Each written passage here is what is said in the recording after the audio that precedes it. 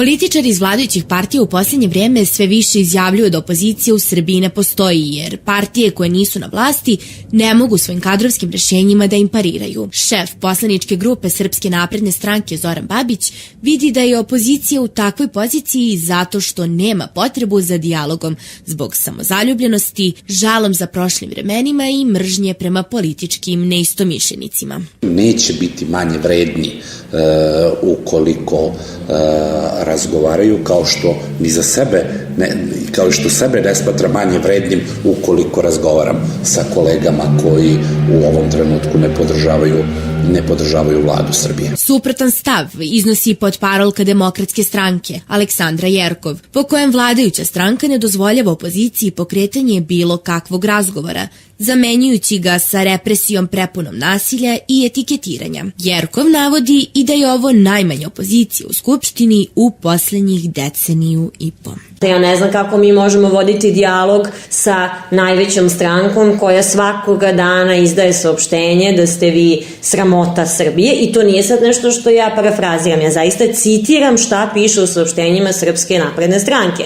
Da ste vi sramota Srbije, da se Demokratska stranka sastoji od ljudi koji su u životu samo znali da pljačkaju, kradu, da su to batinaši, kriminalci, Miškovićevi plaćenici. Mišljenja da opozicija postoji jeste i analitičar Đorđe Vukadinović. Međutim, on smatra da ona, iako glasa protiv zakona koje donosi sadašnja vlada, je vrlo slaba i manje radikalna u odnosu na opozicije DOS-a i radikala iz prošlosti. Mogu bi se reći da je to više personalna opozicija, to je više opozicija Aleksandru Vučiću i ekipi, njegovim saradnicima, nego što je principijelna i beskompromisna opozicija samoj politici koju vlast, odnosno Aleksandar Vučić, zastupa. S druge strane, narodni poslanik Vladimir Pavićević smatra da iako njegova stranka pripada opoziciji, ipak uspeva da svojim argumentima bude dostojne debate sa vladajućom koalicijom. On navodi da pre svega usmjereni su na izlaganje izmena zakona kako bi akti koji izlazi iz Skupštine bili poboljšani njihovim amandmanima. I broj amandmana naših koji je usvojen svedoči i o tome da smo mi tu bili vredni. I ne samo to, nego smo mi podneli nekoliko predloga zakona.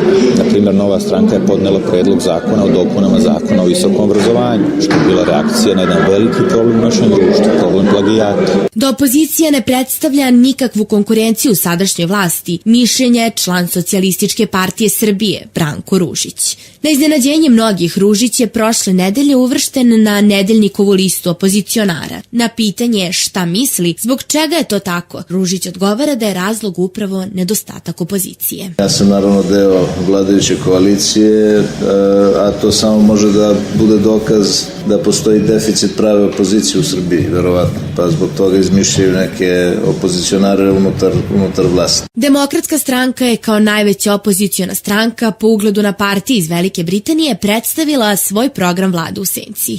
Ovim demokrate žele da svojim kadrovskim rješenjima, koje su mahom suprotno od onih koje sadašnja vlast donosi, pokažu na koji način bi određene društvene probleme i pitanja njihova vlast rešila.